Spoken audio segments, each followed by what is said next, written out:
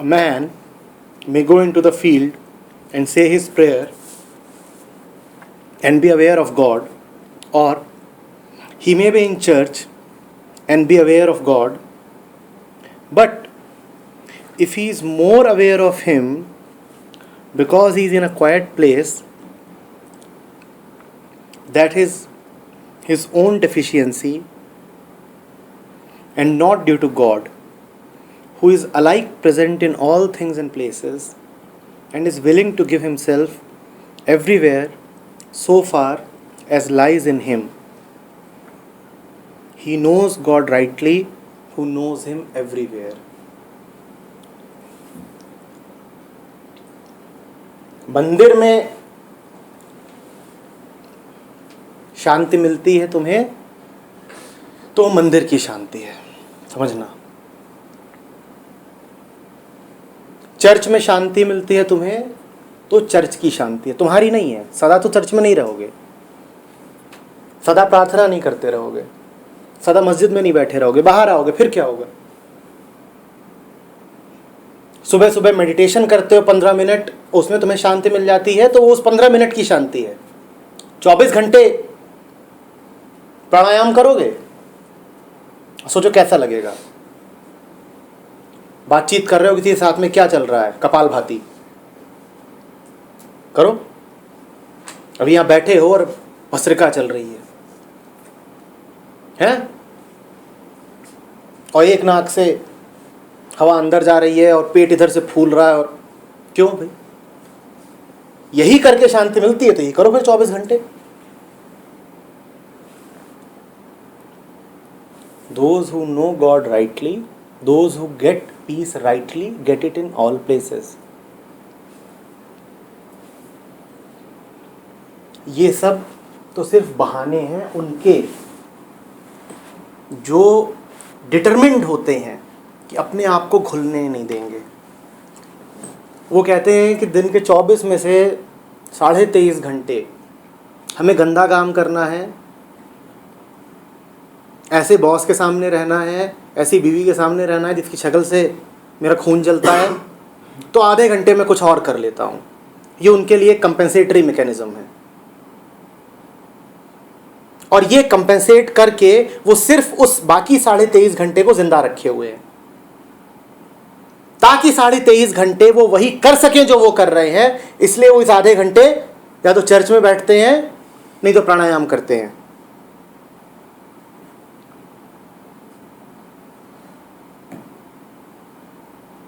एखार्ट कह रहे हैं किसको बेवकूफ बना रहे हो? सदा नहीं है तो कहीं नहीं है, सदा नहीं है तो कहीं नहीं है।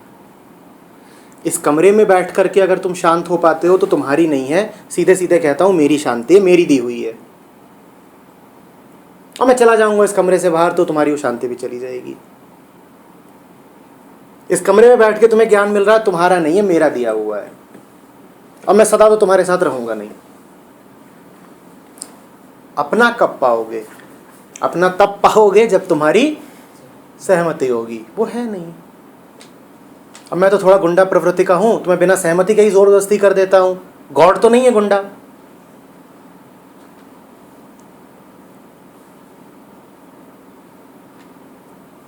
मैं भाईगिरी दिखा सकता हूं, गॉड तो नहीं दिखाता। मैं तुम्हारे साथ जबरदस्ती कर सकता हूं कि बैठो ये करो और वो करो, वो तो उतना भी नहीं करता गॉड। वो बड़ा साइलेंट लवर है, वो बस फूल लेके खड़ा हुआ है दरवाजे पे, खड़ा ही भर है।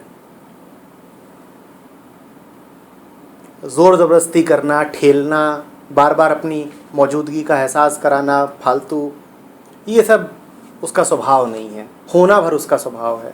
वो है, हर दिशा में है, प्रतिपल है। तुम देख सको तो देख लो, नहीं तो चिल्लाएगा नहीं।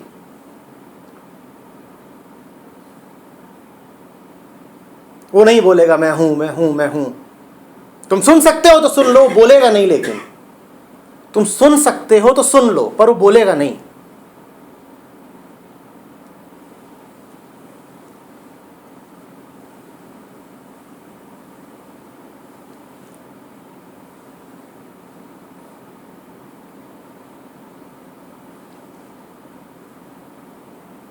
या तो ये कह दो कि जब 15 मिनट हम बैठेंगे चर्च में या मंदिर में, या जब प्राणायाम करेंगे, या जब हमारे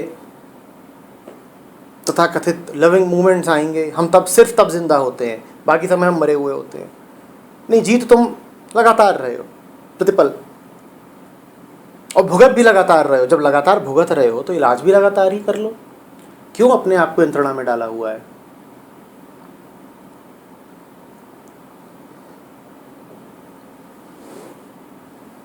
नहीं, बड़े ध्यान से SDR लिखेंगे, उसके बाद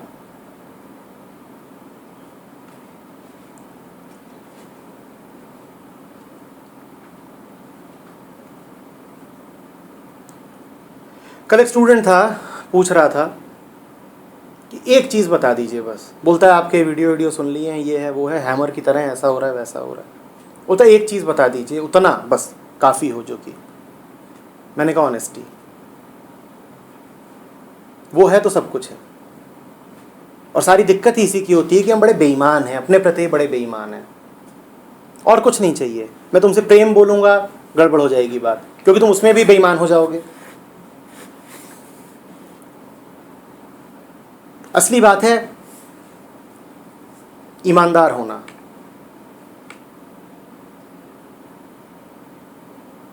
और ईमान का अर्थ करीब करीब धर्म ही होता है।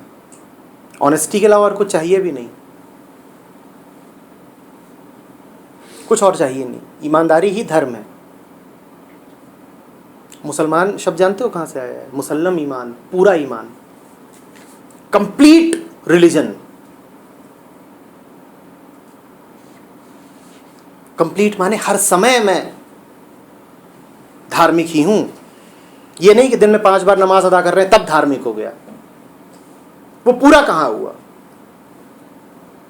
पूरा माने लगातार, लगातार, अखंड, धार टूटे नहीं।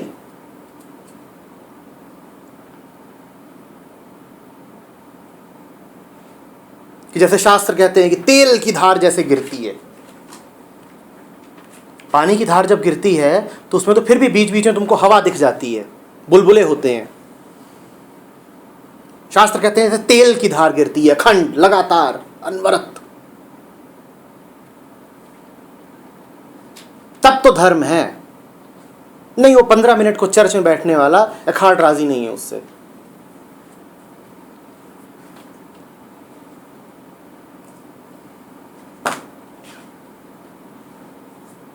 ये हुतुतु वाला धर्म जो है इनको नहीं पसंद है कि अभी इधर और कभी उधर, कभी बैठे कभी खड़े, लुका छिपी, कबड्डी, खो खो। ये धर्म है हमारे।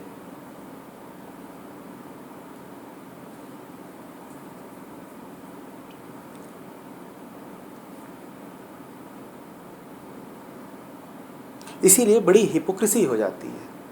फिर से कहूंगा, असहमति होते हुए भी स्वांग रचना बड़ी हिपोक्रेसी है। 15 मिनट का स्वांग, वही जिसको वो कह रहे हैं कि चर्च में 15 मिनट की शांति।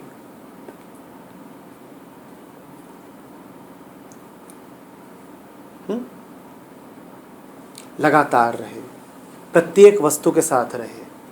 सामने कागज हो तो भी रहे, न हो तो भी रहे।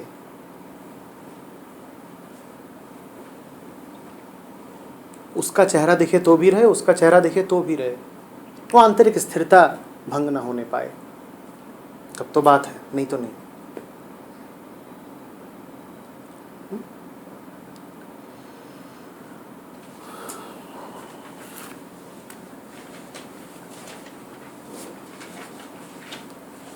When man humbles himself, God cannot restrain his mercy.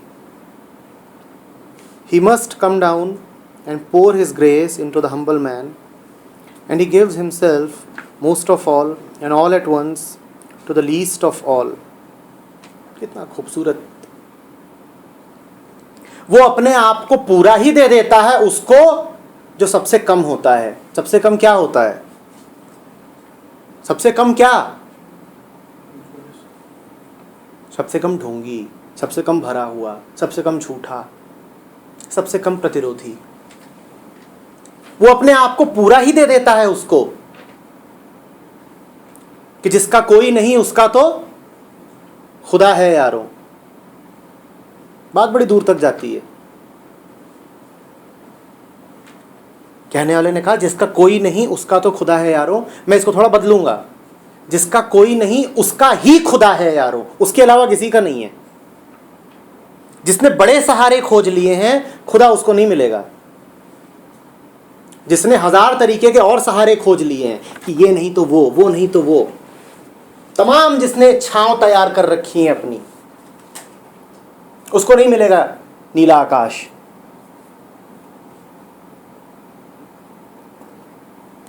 हर तरफ से बेसहारा हो जाओ तब वो मिल जाएगा। जो अपने सहारे बड़े तैयार कर रहा हो, जिसका अहंकार घना हो, इतना कर्ता भाव हो कि मैंने चोर दरवाजे तैयार कर रखे हैं, कभी निकलना पड़े तो मेरे खुफिया दरवाजे बिल्कुल तैयार हैं, कभी निकलना पड़ेगा तो झट से निकल जाऊंगा। उसका नहीं है। Just for a rainy day. बाकी तो मैंने सब दान कर दिया है, ये थोड़ा सा संभाल के रखा हुआ, just for a rainy day.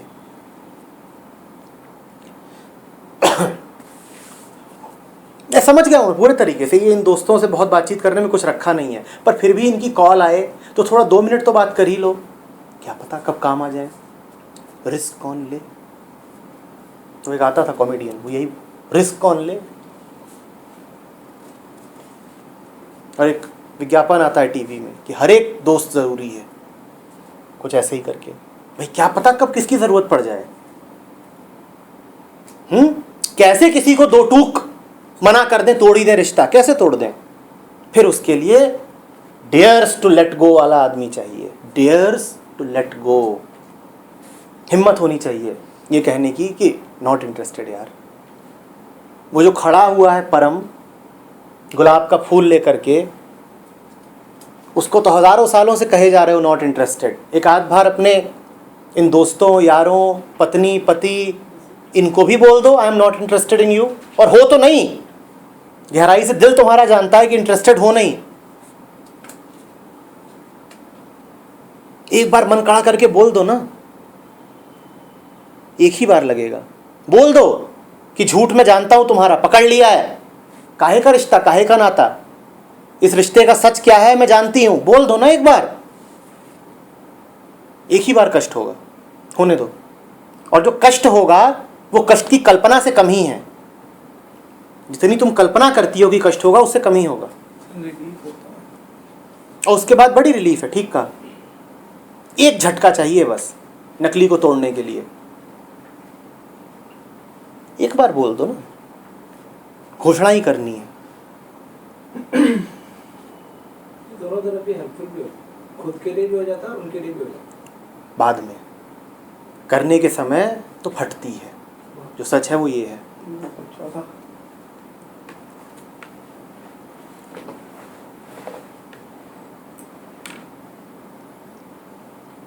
फटती है ना।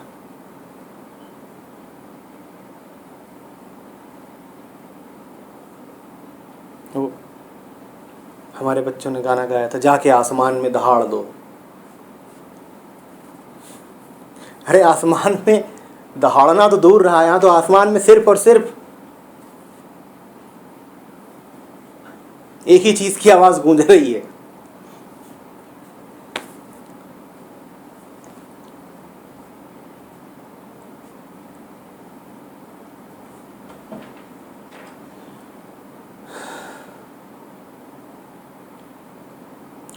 He makes himself available the most who is the least, who has the least।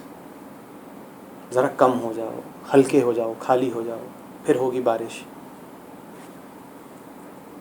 मौसम में भी ऐसा ही होता है। जहाँ पॉल्यूशन बहुत घिरा होता है ना, बादल वहाँ आ करके रुक के इंतज़ार करके वहाँ से आगे बढ़ जाते हैं। बादल भी बरस सके तुम्हारे आंगन में, इसके लिए पहले तुमको धुआं साफ करना पड़ेगा। बादल भी प्रतीक्षा करता है कि तुम बोलो आई डू, मेरी सहमति है कि तू बरस। नहीं तो बादल आएगा, खड़ा रहेगा, तुम्हारा इंतजार करेगा, फिर आगे बढ़ जाएगा कि फिर आएंगे अगले मौसम में। बादल आता है, लगातार आता है, हर साल आता है, जानते हो ना। जहाँ ताप बहुत है, पेड़ बहुत कम है, धुआं बहुत ज़्यादा है, उन जगहों पे बादल आकर भी बरसता नहीं है, आएगा बरसेगा नहीं। तो ऐसा ही हमारा जीवन है कि मेघ घिरते भी हैं, बारिश नहीं होती। मेघ गिरते हैं, सर के ऊपर आते हैं, पानी पूरा है उनके पास, शीतलता दे सकते हैं, प्रेम दे सकते हैं, और आकर के चले जाते हैं।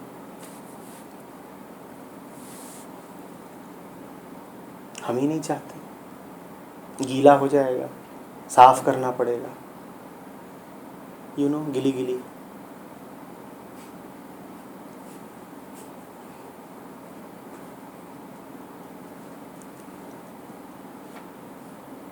मेरे घर में बड़े कीमती पत्थर लगे हैं, इंटीरियर्स करवाए हैं, गीला हो जाएगा।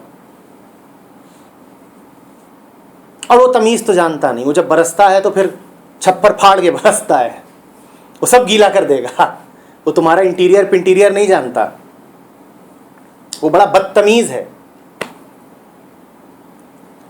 वो जो परम है वो बड़ा बदतमीज़ है, वो तुम्हारे मैनर्स एंड एटिकेट नहीं जानता, बड़ा वाइल्ड है वो, और तुम्हारी नाक कट जाएगी। अगर वो बरस गया तो तुम्हारी नाक कट जाएगी, तुमसे फिर दूर ही रखते हो। तुम हो मैनिक्योर्ड पेडिक्योर्ड, और सारा मुंह पे चूना थोप करके और ये सब, और इंश्योर्ड, मैनिक्योर्ड पेडिक्योर्ड एंड इंश्योर्ड हो, और वो है कतई गंवार और बदतमीज़। वो तुम्हारे नियम कायदे जानता नहीं, वो बिल्कुल मिट्टी जैसा है, रॉ, पोटेंट, असली। अब वो बरस गया, तुम्हारा मेकअप धुल जाता है, तो तुम कहते हो नहीं जी, रहने ही दो।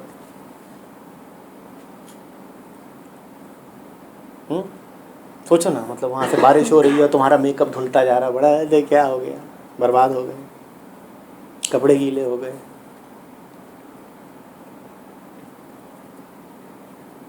क्या करें?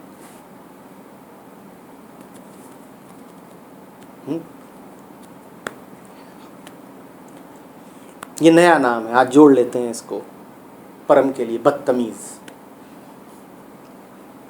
इसे आप कभी गाली की तरह ना इस्तेमाल करना। बदतमीज, बदतहजीब। जिनके बच्चे अच्छे होने वाले हो, नाम रख सकते हैं उनका, प्रभु के नाम पर एक नाम ये भी है।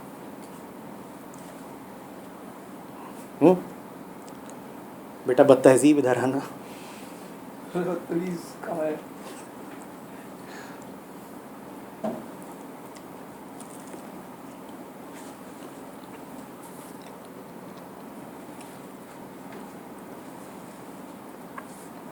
It is essential to God to give, for His essence is His goodness, and His goodness is His love.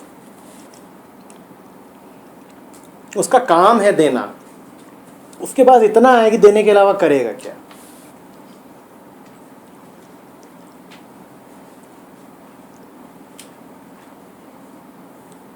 उसकी एसेंस है देना। प्रेम, मुक्ति, आनंद, सत्य, इन सब का स्वभाव होता है फैलना। फैलने का अर्थ है देना। ये सब फैलते हैं, उसका स्वभाव है देना। तुम प्रेमपूर्ण हो, तुम्हारे एक एक कृत्य में प्रेम होगा और वो फैलेगा तुम्हारे माध्यम से। तुम मुक्त हो तो तुम अपने आसपास भी और मुक्ति लाओगे, फैलाओगे। जान रहे हो, इसी को कहते हैं देना। देने से पहले क्या होना चाहिए। देने की शर्त है होना। होगा तो ही ना दोगे, होगा तो ही ना दोगे।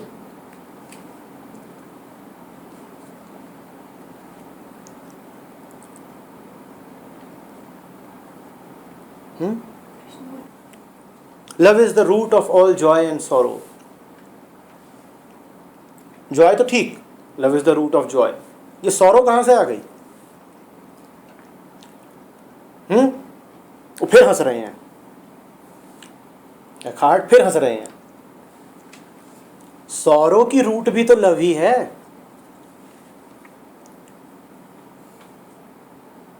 वही लव जब अंकुर रूप में ही रह जाता है, नहीं पनप पाता, नहीं बन पाता पौधा, वही तुम्हारी बेचैनी है, वही तुम्हारा कष्ट है, वही तो है और क्या है। इसीलिए क्रिश्चियनिटी सफरिंग पे बड़ा जोर देती है। क्रिश्चियनिटी कहती है सफरिंग पवित्र है, पवित्र है और पवित्र करती है, क्योंकि सफरिंग तुमको बताती है कि तुम जिस अवस्था में हो तुम्हारा स्वभाव नहीं है। सफरिंग तुमको बताती है कि तुम अभी जैसे हो ऐसा होना तुम्हारी नियति नहीं। सफरिंग का यही तो अर्थ है ना। भाई तुमको उल्टा कर दिया जाए, सर नीचे पांव ऊपर, तो तुम्हें क्या मिलेगी? सफरिंग। और ये सफरिंग यही बता रही है कि इस तरह उल्टा होना तुम्हारा स्वभाव नहीं है। तो सफरिंग बड़े काम की चीज है।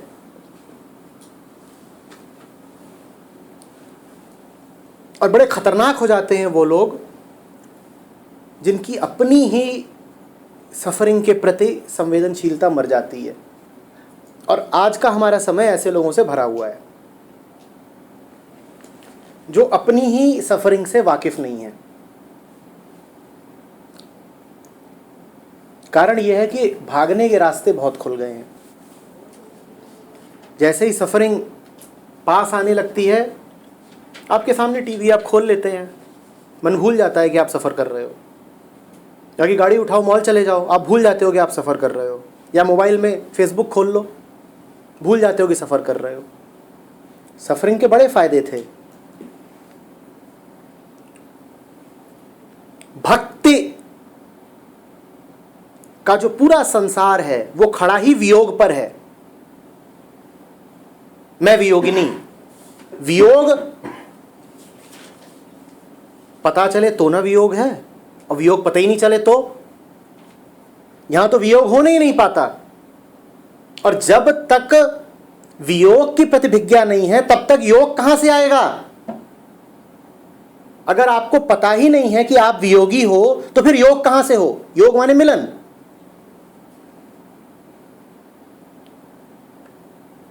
विरह शब्द बहुत सुना होगा। विरह बड़ा महत्वपूर्ण शब्द है, वो उतना ही महत्वपूर्ण है जितना क्रिश्चियनिटी में सफरिंग। हम उस विरह को अनुभव ही नहीं कर पाते। अभी हम फरीद की बात कर रहे थे, फरीद विरह की ही तो बात कर रहे हैं कि मैं एक दिन नहीं सोई पिया के साथ तो बड़ी बेचैनी है। ये विरह ही तो है। यहां सोने के 1000 साधन मौजूद है। एफएम लगा लो, सुनते सुनते सो जाओ, नींद आ जाएगी। पिया की एब्सेंस खलेगी ही नहीं, काहे कि पिया। टीवी लगा लो, कहीं घूम आओ, विरह का अनुभव ही नहीं होगा।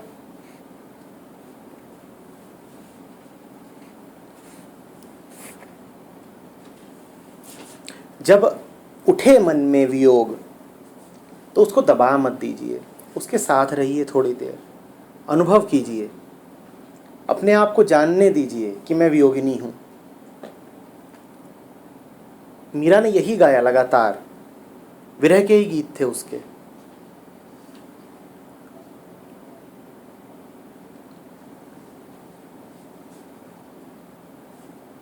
अपनी विरह का साक्षात्कार करिए, उसको दबा मत दीजिए, उससे भाग मत जाइए।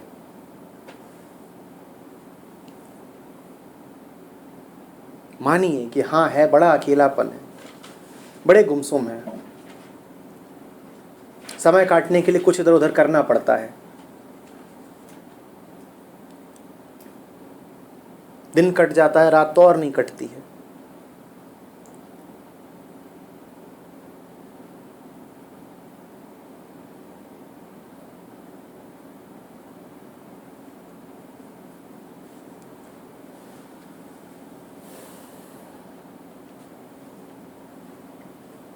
Love is the root of all joy and sorrow. अब जॉय तो जिसको उपलब्ध होता होगा होगा,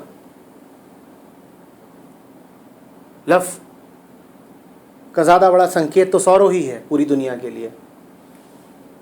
उसी सॉरो से रास्ता निकलेगा।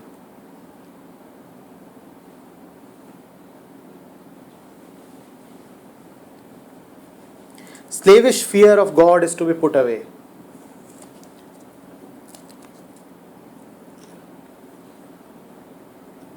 परम मुक्त आदमी है ये, गॉड क्या, गॉड के बाप से नहीं डरेगा। जो अभी डर ही रहा है वो धार्मिक कहां से हो गया? अगर कोई एक व्यक्ति है जो हाईली इररिलीजियस है, ये गॉड फियरिंग मैन है। जो गॉड फियरिंग मैन है वो डीपली इररिलीजियस है, क्योंकि धर्म तो है ही वो जो आपको भय से मुक्त कर दे। उपनिषद लगातार यही गाते हैं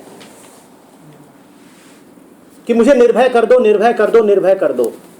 और अगर अभी भय ही बैठा हुआ है, भले ही ईश्वर का ही भय है, तो तुम कहां से धार्मिक हो गए? और जो धर्म आपको डराए बार बार, ये कह के कि नरक की आग में जलोगे और ये होगा और वो होगा और डरो, वो धर्म नहीं। क्योंकि धर्म का तो अर्थ ही है निर्भयता। धर्म का तो अर्थ ही है निर्भयता। धार्मिक व्यक्ति डरने का है, हाँ श्रद्धा हो सकती है उसमें, पर श्रद्धा डर नहीं है। ह्यूमिलिटी होगी उसमें, पर ह्यूमिलिटी डर नहीं है। सर झुकाएगा वो, पर सर का झुकाना डर से नहीं होगा। अपना सब कुछ वो दे देगा, पर डर से नहीं।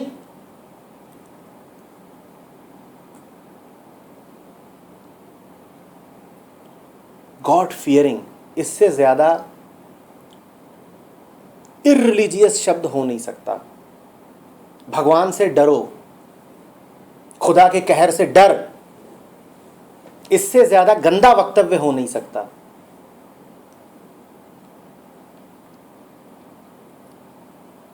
और यही कह रहे हैं Eckhart. Slavish fear of God is to be put away.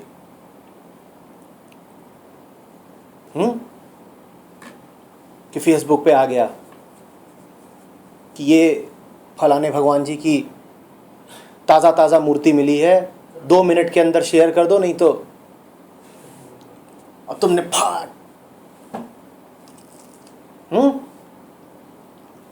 क्यों? जो तुम्हें अभी डरा ही रहा हो उसमें कहां धर्म, कहां ईश्वर, कहां सत्य?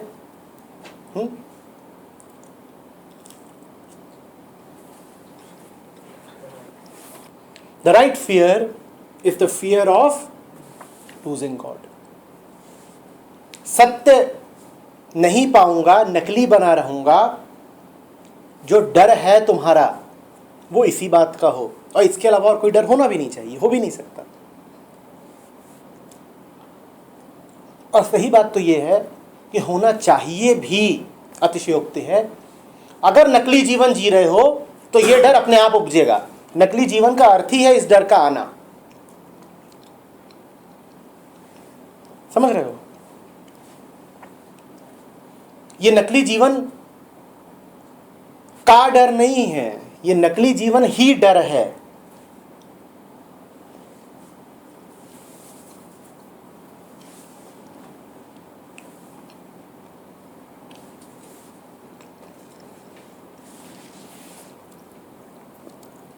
If the earth flee downward from heaven, it finds heaven beneath it.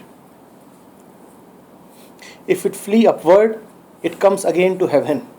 The earth cannot flee from heaven, whether it flee up or down.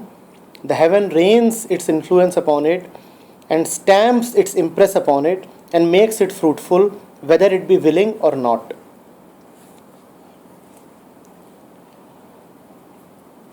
एक कहानी है कि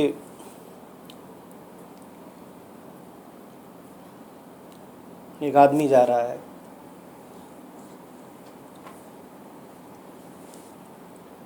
और एक शहर से बाहर की तरफ एक सड़क जाती है, उस पर जा रहा है, ऐसी दिशा में जा रहा है जो उसे शहर से दूर ले जाती है। एक शहर से निकलती हुई सड़क पे जा रहा है उल्टी दिशा में, जो उसे शहर से दूर ले जाती है। तो उसे एक दूसरा आदमी मिलता है, उससे पूछता है कि कितनी देर में मैं उस शहर तक पहुंच जाऊंगा। अब याद रखिए, जा रहा है उल्टा और उससे पूछ रहा है कितनी देर में उस शहर तक पहुंच जाऊंगा। हम होंगे तो क्या जवाब देंगे कि भाई यू टर्न ले, पीछे ही है। जो दूसरा व्यक्ति है ये थोड़ा ज़्यादा समझदार है, तो मज़े लेता है, बोलता है जैसे जा रहे हो ऐसे अगर चलते रहे तो भी पहुंच जाओगे, बस कुछ साल लगेंगे क्योंकि पृथ्वी गोल है। अगर बिल्कुल विपरीत चलोगे तो भी पूरा चक्कर लगा के पहुंचोगे यहीं पर। समझ रहे हैं बात को? बिल्कुल विपरीत भी चलोगे तो पहुंच जाओगे, पर अगर समय बचाना हो तो यू टर्न ले लो, पीछे ही है शहर। ठीक वही बात कही जा रही है कि एक ना एक दिन तो तुम्हें आई डू बोलना ही पड़ेगा। एक ना एक दिन तो तुम्हें आई डू बोलना ही पड़ेगा, वो तुम्हारी नियति है। हाँ, तुम समय जरूर खराब कर रहे हो पंगे ले लेकर के। वही कह रहे हैं कि नीचे रहो या ऊपर रहो, अंततः वो तुम्हें पकड़ ही लेगा।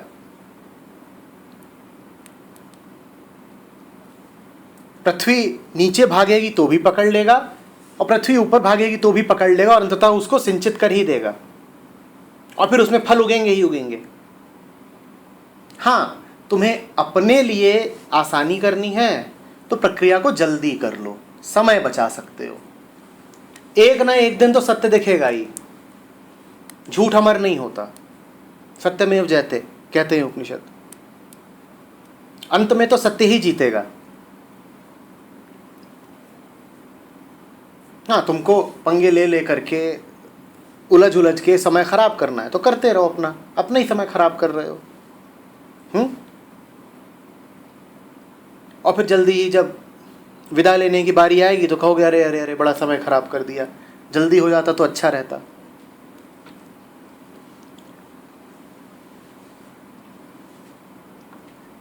तो अंततः आई डू तो बोलना ही पड़ेगा, सहमति तो देनी ही पड़ेगी। अरे जल्दी ही दे दो, जल्दी ही दे दो। जिन्होंने जाना उन्होंने कहा, यार बड़े एम्बिशियस लोग थे, उन्होंने कहा जो छूट ही जाना है उसको अभी ही छोड़े देता हूँ। उन्होंने कहा जो छूट ही जाना है उसको अभी ही छोड़े देता हूँ।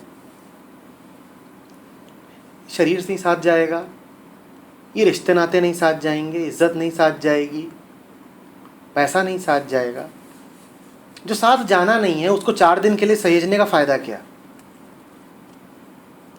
अंततः जो हो जाना है वो अभी ही हो जाओ ना, जो स्वभाव है तुम्हारा अभी हो जाओ। यही कह रहे हैं खाट। पृथ्वी कहीं भी भागे अंततः बारिश तो उस पे होगी ही होगी।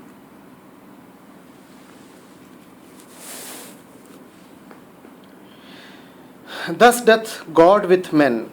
Whoever thinketh to escape him flies into his bosom, for every corner is open to him.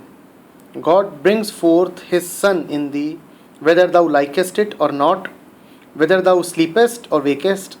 God worketh his own will. भाई जबरदस्ती नहीं करेगा वो, लेकिन करेगा वही जो उसे करना है, होगा वही जो वो चाहता है। जबरदस्ती नहीं कर रहा है। एखार्ट कह रहे हैं कि तुम चाहो न चाहो एक दिन अपने आप को विसर्जित तो तुम्हें करना ही पड़ेगा। इसमें कोई ऑप्शन नहीं है तुम्हारे पास। कोई ऑप्शन नहीं है तुम्हारे पास। समझ रहे हो? तो जल्दी ही कर लो, सहमति जल्दी ही दे दो। अहंकार इसको भी अपने पैतरे की तरह इस्तेमाल कर सकता है। वो कहते हैं देखो अंततः जब हो ही जाना है तो जब तक नहीं हो रहा तब तक ना होने के मजे लूटते हैं। जल्दी क्या है, अंततः जो चीज़ होनी ही है वो करने में जल्दी क्यों करें। अब तुम देख रहे हो तर्क कैसे काम करता है।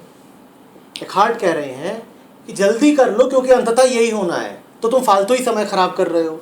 और तर्क देने वाले ये तर्क भी दे सकते हैं कि अंततः वो तो मिल ही जाना है, अंततः वो तो मिल ही जाना है, इसके तो मजे लूट लो। अरे वो तो मिल ही जाएगा अंत में, वो तो चॉइसलेसनेस है, उसमें तो हम कुछ कर नहीं सकते। वैसे भी मोक्ष तो मिल ही जाना है, संसार के मजे तो लूट लो, इसको तो भोगो। यही हमारा तर्क है, हम सबका तर्क है यही। और इस तर्क का कोई उत्तर नहीं है, भाड़ में जाओ, फिर उखड़ ही रहेगा। यही है उसका जवाब, भाड़ में जाओ, देते रहो तर्क, देते रहो तर्क।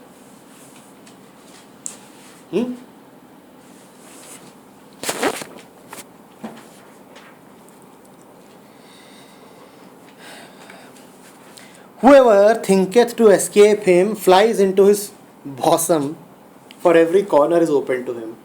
फिर हंसे एक्हार्ट कि अपनी ओर से तुम्हारी कुटिलता रहती है कि उससे भागेंगे, और उससे भागने के चक्कर में सीधे जाकर के उसी में घुस जाते हो। तो तुम्हारी कुटिलता भी कुछ विशेष कुटिल नहीं है। Boss, you are not cunning enough, you need to be a little more smart. He is smarter than you. तुम अपनी ओर से जितने पैंतरे लगाते हो अंततः तुम जा करके उसी की गोदी में बैठ जाते हो। जैसे वो थोड़ा सा बड़ा उल्टा उदाहरण है, क्रूड है। वो पुरानी पिक्चरों में होता था कि भूत पीछा कर रहा है तो इधर उधर भाग रही है, भाग रही है, भाग रही है। आखिरकार वो सब इधर उधर से भाग के जब उसको लगता था बच गई, तभी वो ऊपर से कूद पड़ता था उसके ऊपर।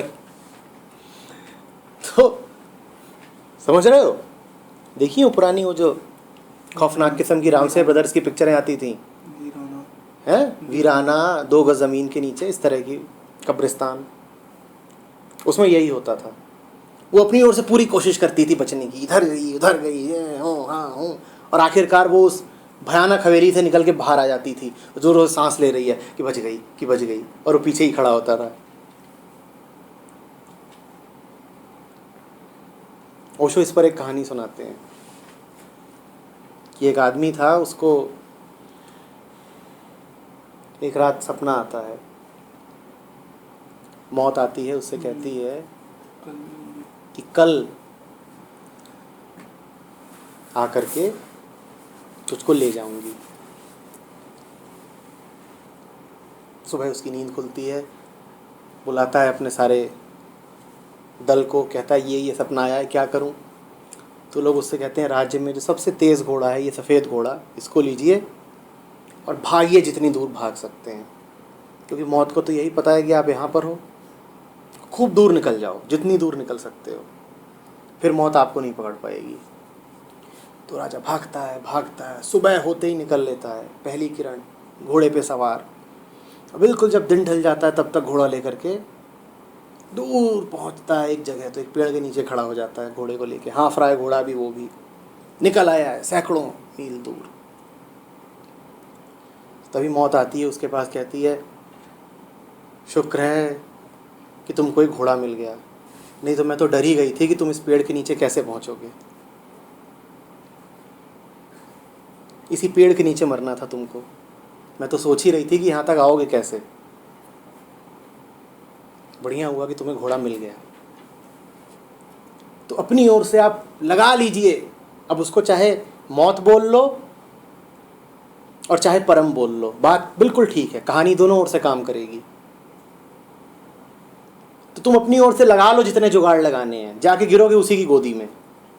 हाँ, अब तुमको दिन भर फालतू घोड़ा दौड़ाना है तो दौड़ाओ, वही हम कर रहे हैं, शायद बच जाए।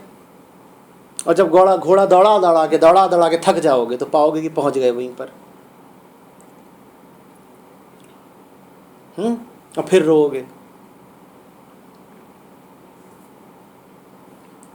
कोई और गुलाब से इंतजार कर रहा होगा कि रात गवाई सोए के दिवस गवाया खाए। समय बिता सकते हो। ये सब समय बचाने की विधियां हैं और कुछ नहीं है। बचाना है तो बचा लो।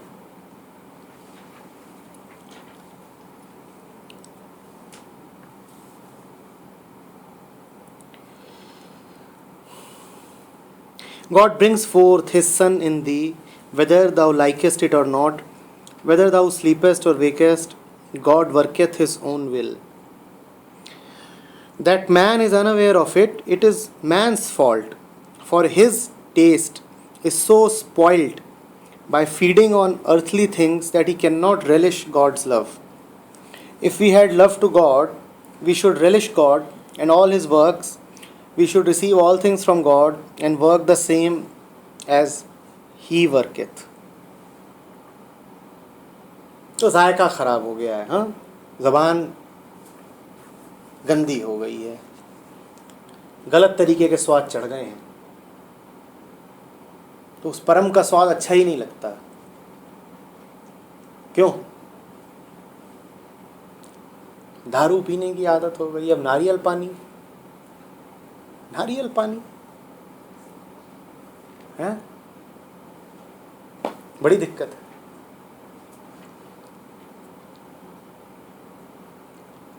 क्या कह रहे हैं खाट?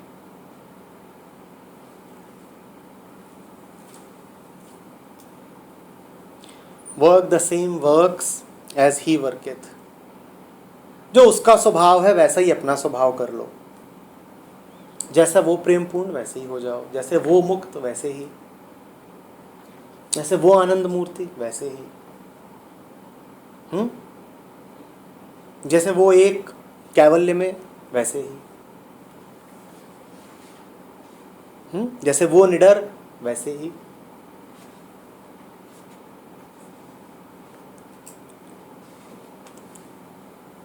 पर क्या करें, आदत खराब हो गई, दूसरी चीज़ों में मन लग गया है।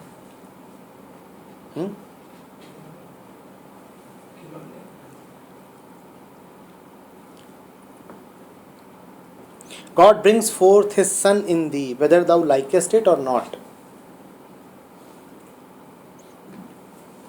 मान के कर लो तो अच्छा है, नहीं तो करना तो पड़ेगा ही।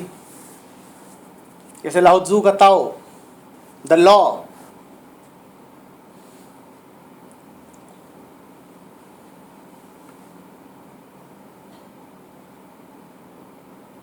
कि जैसे प्रकृति का कोई भी नियम, उदाहरण के लिए क्या तो समझ जाओ कि गुरुत्वाकर्षण का नियम है जो खींचता है पीछे नीचे, नियम है, या तो उसको अपने फायदे के लिए इस्तेमाल कर लो।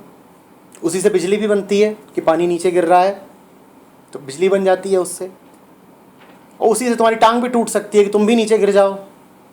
तो या तो पानी नीचे गिरा लो या खुद नीचे गिर जाओ, नियम एक ही है गुरुत्वाकर्षण। गिरोगे नीचे ही जाओगे उसी की गोदी में, या तो मस्त होके चले जाओ या टूटते टाटते चोट खाते थप्पड़ खाते जाओगे अंततः वहीं पे। या तो खुद बोल दो I do,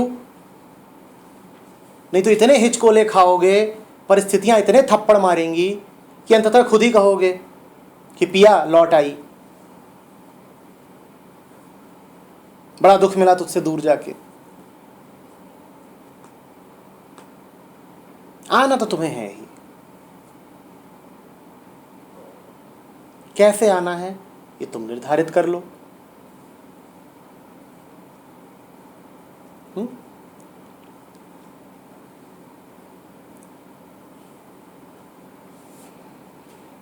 God brings forth his Son in thee.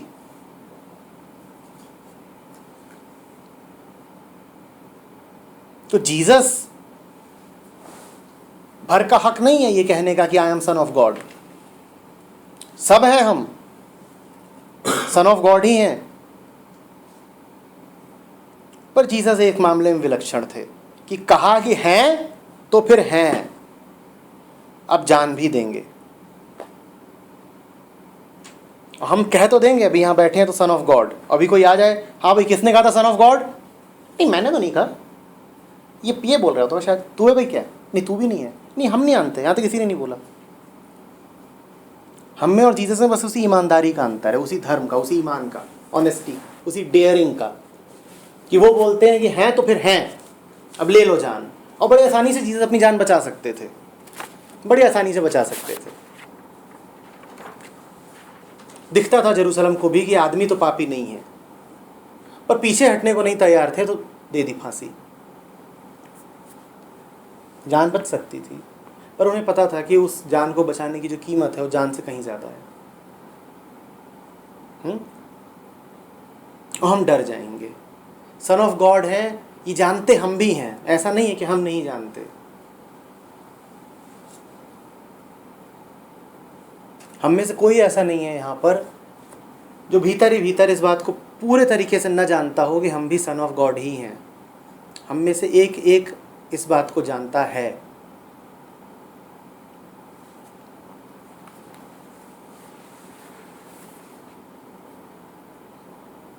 पर डरे हुए हैं, वो ज्ञान सोया हुआ है, वो ज्ञान पूरी तरह सोया हुआ है।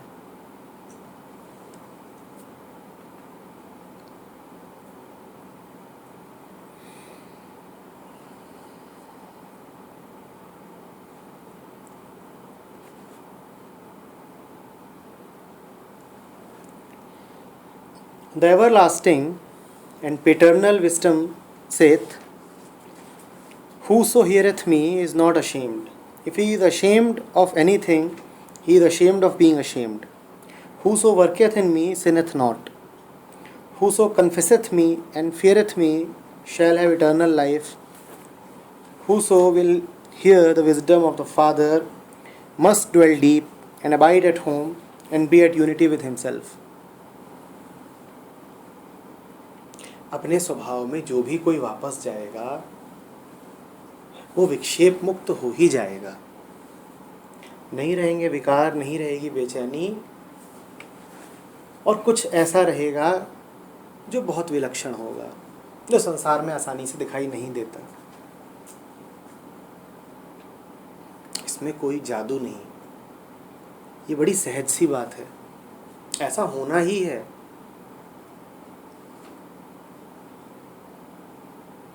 आप जो हो वो आपको होना ही है, उससे दूर हो यही आपकी बीमारी है और कुछ नहीं। दिक्कत यह है कि उससे दूर होने को आपने अपना सच मान लिया है। उस झूठे सच का नाम है अहंकार।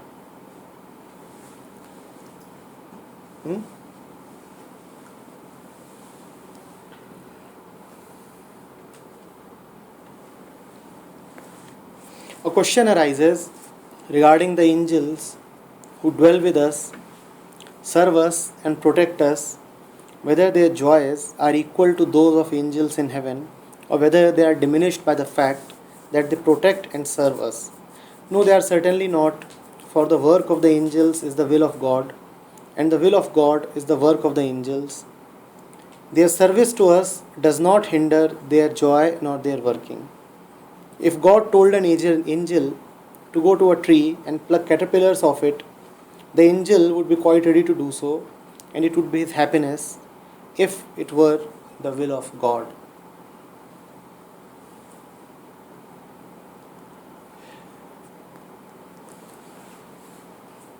जो एब्स्ट्रैक्शन है सत्य का, क्या वो उच्चतर है सत्य के सांसारिक प्रकटीकरण से?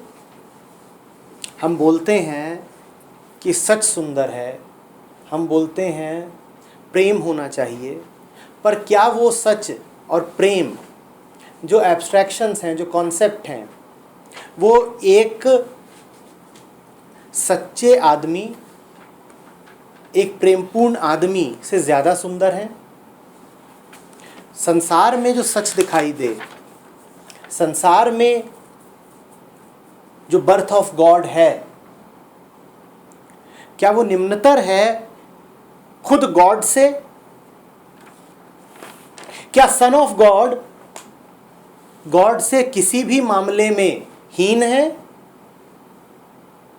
इसी प्रश्न को पूछ रहे हैं। वो कह रहे हैं कि वो एंजल जो संसार में दिखाई देती है और वो एंजल जो वहीं बैठी हुई है गॉड के पास ही, इनमें फर्क है क्या? क्या निम्नतर है एक दूसरे से? तो कह रहे हैं बिल्कुल बिल्कुल भी नहीं, बिल्कुल बिल्कुल भी नहीं। ब्रह्मविद ब्रह्मैव भवति, जिसने सत्य को जान लिया वो सत्य ही हो गया। कैसे अब उससे छोटा रहा? जो सत्य ही हो गया वो सत्य से छोटा कैसे रहा? संसार में तुम्हारे सामने जो कोई सत्य को ला रहा है वो सत्य ही है, उसको सत्य से छोटा मत मान लेना। The angel on earth is in no way inferior to the angel in heaven. बल्कि इतना जरूर है कि जो एंजल इन हेवन है वो तुम्हारे लिए दुष्प्राप्य है, तुम उसकी कल्पना ही भर करोगे। हाँ, जमीन पर जो तुम्हारे सामने है वो मूर्त है, साकार है और लाभप्रद है, वो तुम्हारे काम भी आएगी। बात समझ रहे हो? जो स्वर्ग में बैठी है वो तुम्हें क्या दे पाएगी? तुम्हें क्या दे पाएगी? जो सामने है, प्रत्यक्ष है, जो सत्य का रूप ही है, उसको जानो, उसके प्रेम में पड़ो।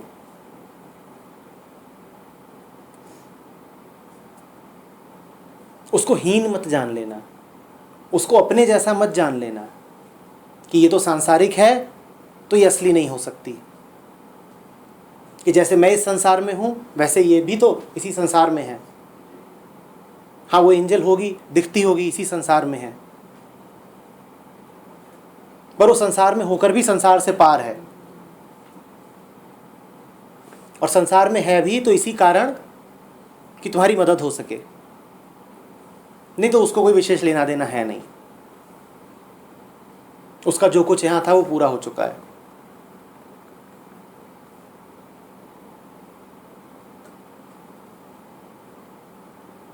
बात आ रही है समझ में? हमेशा जो सामने हो, प्रत्यक्ष हो, उसको कीमत देना सीखो। गए हुए की, काल्पनिक की खोज में रह जाना बड़ा आसान होता है, बड़ा भुलावा होता है। अहंकार की चाल होती है वो। और जो प्रत्यक्ष होता है उससे मन भागता है, जो है ही उससे मन भागता है, जो उपलब्धि है उससे मन भागता है, उसके प्रति नहीं समर्पित हो पाएगा। तुम्हारे लिए बड़ा आसान हो जाता है, एक पत्थर की मूर्ति के सामने जाके सर झुका देते हो। आदमी के सामने झुकाने में तुम्हारी बड़ी दिक्कत है, अहंकार खड़ा हो जाता है। अरे मूर्ति तुम्हें कुछ नहीं दे पाएगी, जाके इससे अच्छा एक बच्चे के सामने सर झुका दो। पर बच्चे के सामने नहीं झुका पाओगे, नहीं झुका पाओगे। तुम देखो ना अहंकार की चाल। मंदिर में प्रवचन चल रहा होगा और तुम मंदिर में जाओ तो तुम्हारी हिम्मत नहीं होगी कि पुजारी अगर नीचे बैठा हुआ है तो तुम ऊपर चढ़ के सिंहासन पे बैठ जाओ।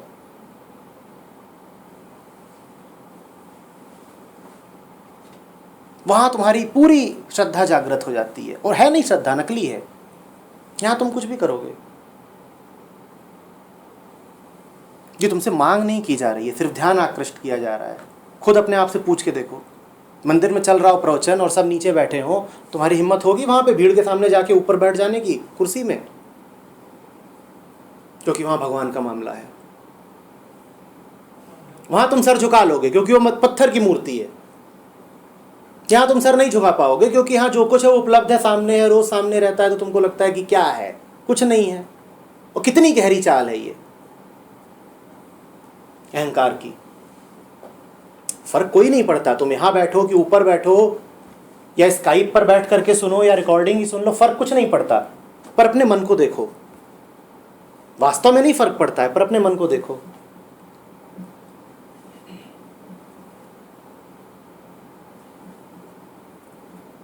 ठीक कह रहा हूं? वो जो है ही नहीं उसके डर में कपे जाते हो, उसके सामने झुके जाते हो, और जो उपलब्ध है, सामने है, इसी पल में है, वास्तविक है, उसकी तुम्हें कदर नहीं होती।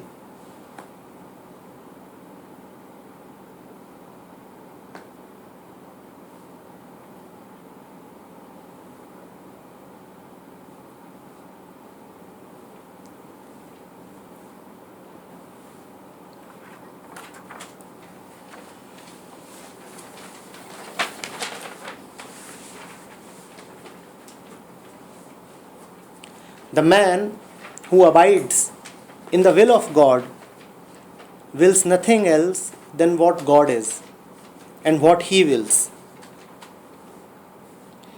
If he were ill, he would not wish to be well. If he really abides in God's will, all pain is to him a joy, all complication simple. Yeah, even the pains of hell would be a joy to him. He is free and gone out from himself, and from all that he receives, he must be free. If my eye is to discern color, it must itself be free from all color. The eye with which I see God is the same with which God sees me. My eye and God's eye is one eye, and one sight, and one knowledge, and one love.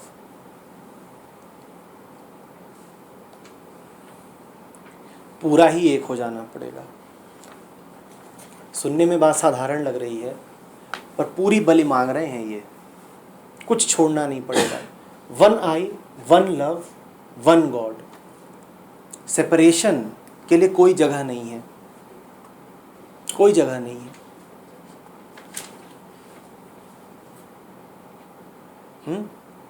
The man who abides in the will of God wills nothing else than what God is and what he wills.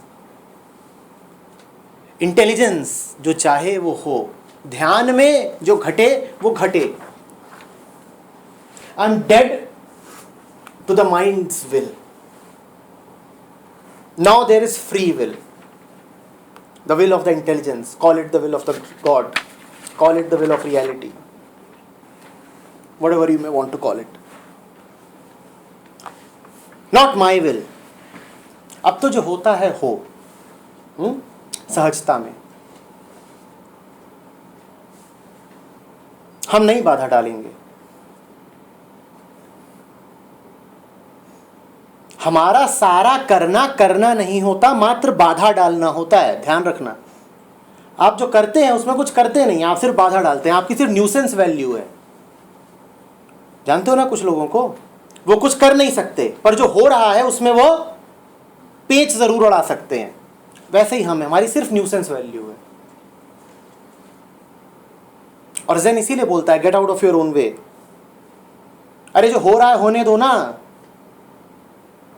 क्यों अकुलाए जा रहे हो, कूद रहे हो, ये वो नाटक कर रहे हो? तुम कुछ कर तो पाओगे नहीं, कर सकते नहीं। हाँ, जो हो रहा है उसमें जरूर तुम कबाब में हड्डी,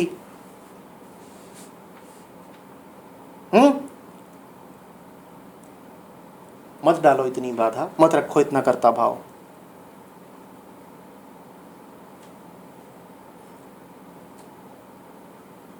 खुला छोड़ दो थोड़ा अपने आप को, बिल्कुल निर्द्वंद। डरो मत, अपने आप पे पाश मत लगाओ,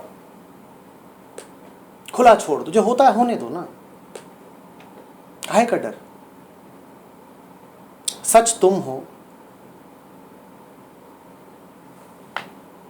परम के पुत्र तुम हो, आनंद तुम हो, शाश्वत तुम हो। तुम डर काहे से रहे हो? किस बात का डर है तुमको? होने तो जो हो रहा है, तुम्हारा कुछ नहीं बिगड़ेगा, कोई तुम्हारा बाल नहीं बांका कर सकता। काहे का डर है?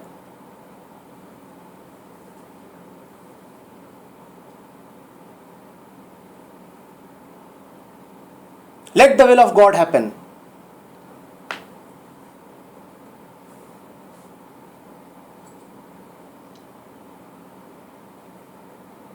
मत मारो भांजी बीच में।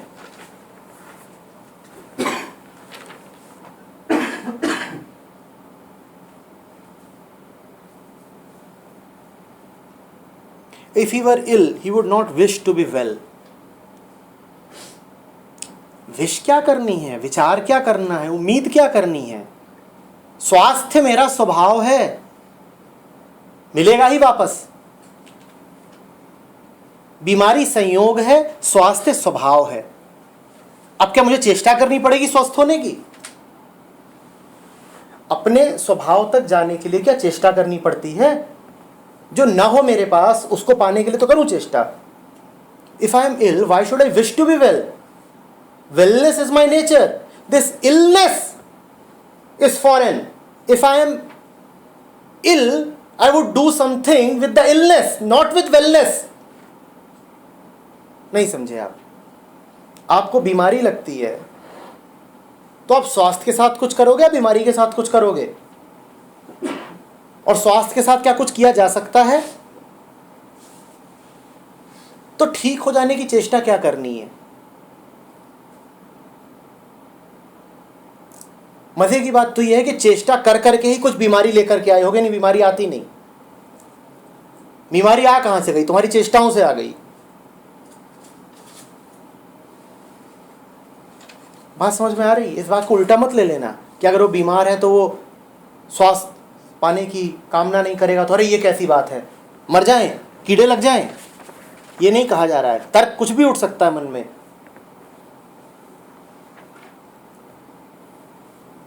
बात क्या कही जा रही है समझ में आ रहा है ना?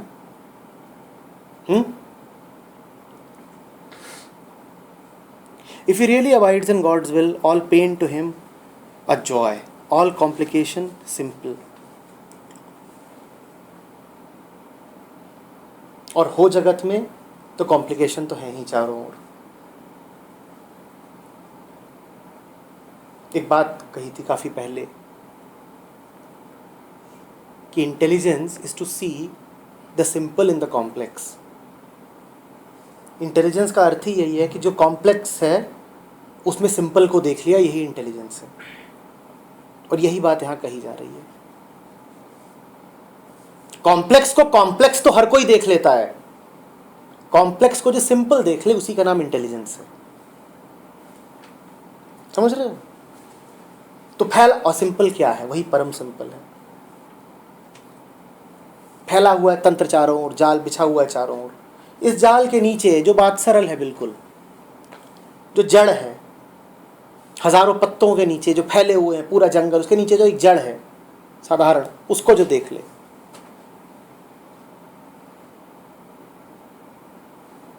यही है अपने स्वभाव में वापस चले जाना। इसी को वो कह रहे थे the one who seize gods in all things. All things complications, God simple.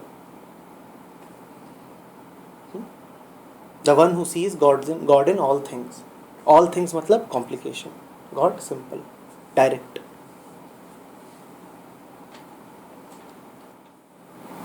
इस वाले में वो वाला जो तेरी रजा में मेरी रजा टाइप का। मेरी रजा मैंने विलीन ही कर दी, तेरी रजा के साथ एक कर दी। होशियार आदमी है, कह रहा है जब होनी तेरी ही रजा है तो मैं तुझसे एक ही क्यों ना हो जाऊं। हूं तो वैसे भी तेरा ही बेटा, सन ऑफ गॉड ही तो हूं।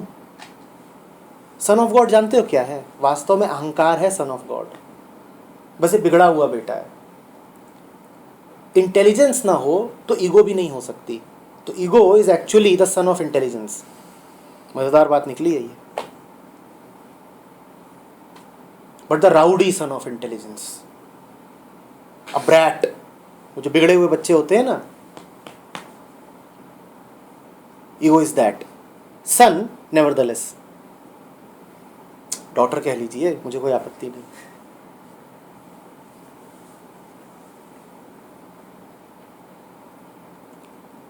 इंटेलिजेंस ना हो तो ईगो भी कहां से आएगी?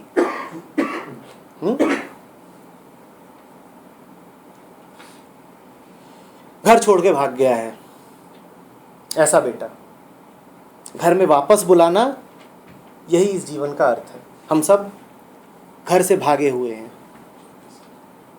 वो जिनका आता नहीं कभी अखबारों में, गुमशुदा की तलाश, घर छोड़ के भागा हुआ, हम सब हैं वही, अपनी अपनी फ़ोटो लगा लो, घर छोड़ के भागे हुए हैं। उसमें आता है ना फलाना इस दिनांक से लापता है, उस दिनांक में अपनी जन्म तिथि भर लो, जिस दिन पैदा हुए थे उसी दिन से घर छोड़ के भागे हो। Now the great death awaits you, उसी का नाम है घर वापसी,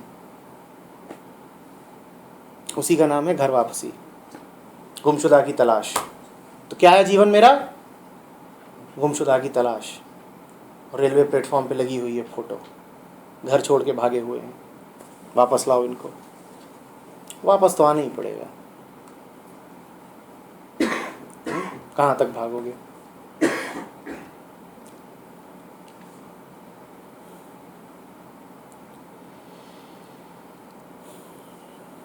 The eye with which I see God is the same with which God sees me. My eye and God's eye is one eye. मैं कहाँ गॉड को देख पाता हूँ? जब देख पाऊँ तो उसी की आंख से देख पाऊंगा। बड़ी मजे की बात है कि उसको देखने के लिए भी आंख उसी की चाहिए। अपनी आंख से तो उसको देख भी नहीं सकता।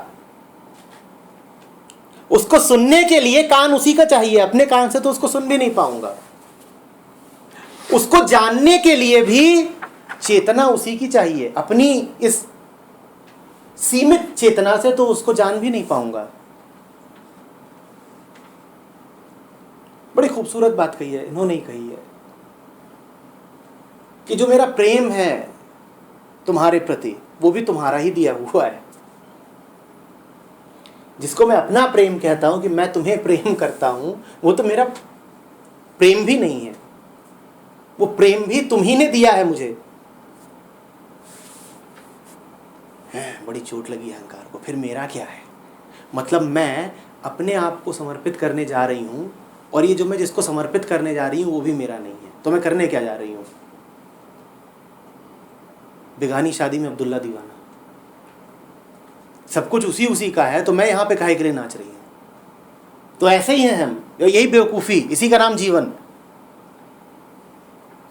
अहंकार भी उसी का है। जिस अहंकार को तुम विसर्जित करने जा रहे हो ये कह के कि मेरा अहंकार है, वो अहंकार भी उसी का है।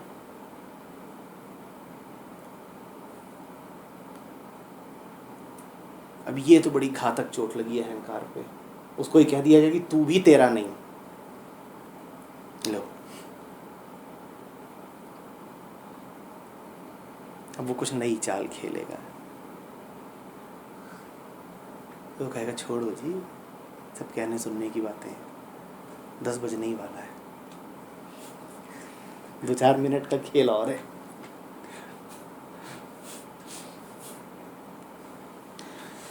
उसके बाद तो वही रात के हम सफ़र थक के घर को चले। क्यों?